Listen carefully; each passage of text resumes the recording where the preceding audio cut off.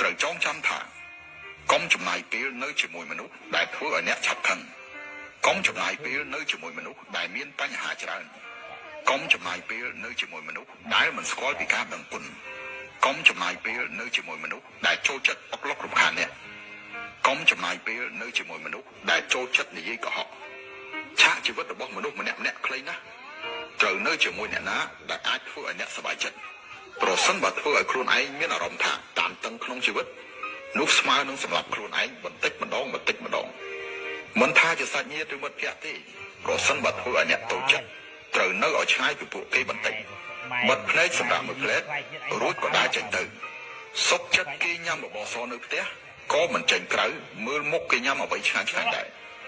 អ្នកមានចំណុចខ្លាំងជារឿងរបស់អ្នកប៉ុន្តែខ្ញុំវិញក៏មិនអត់ដែរពាក់កណ្ដាលជីវិតរបស់មនុស្សយើងត្រូវរស់នៅដោយមិនបៀតបៀនអ្នកដទៃសំខាន់នោះគឺ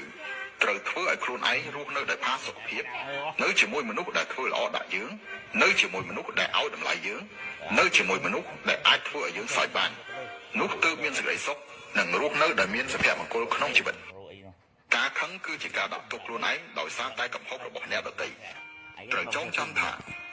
កុំចំណាយពេលនៅជាមួយមនុស្សដែលធ្វើឲ្យអ្នកឆាប់ខឹង